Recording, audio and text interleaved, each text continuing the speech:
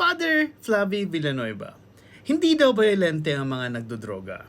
Base sa kanyang experience, laugh trip lang daw umano yung ginagawa nila. Kaya hindi daw solusyon yung war on drugs.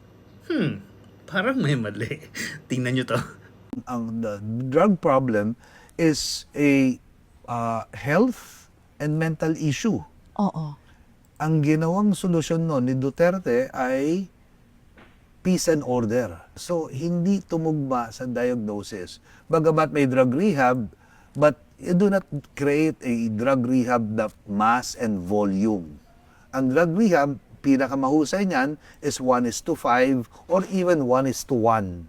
Pero kasi po yung mindset ay ang mga drug user mas nagiging violent at ito yung droga ang nagtuturo sa kanila para gumawa ng krimen. Kaya peace and order problem siya. Yes and no. Sa karanasan ko po ay kami naman ay hindi violente po nung una.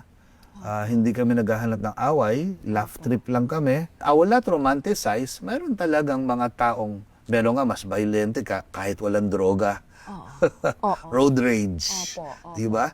Pero hindi pa rin po ako naniniwala at kailanman hindi ako maniniwala na pagpatay sa drug addict ang siyang solusyon sa kanila para magbago. Di ko alam if kailangan ko pa ba siyang i-respect as a religious leader, I mean being a priest, or hindi. Dahil sa mga pinagsasabi niya at ginagawa niya. Di ko alam if nagbubulag-bulagan ng ba siya. I mean, tulad nito, kinukumpare niya yung mga drug addicts sa mga nag-drug race o sa bagat. Mas violent daw yung mga normal na tao. But we all know na the drugs is a common problem around the world. It's not only happening here in the Philippines.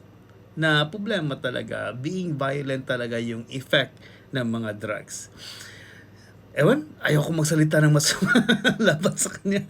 And then, andun pa rin yung respeto ko sa being, as him being a religious leader or being a priest. Pero, may something really wrong sa kanya. And I don't know. But again, that's just my opinion. Let me know what you guys think for now.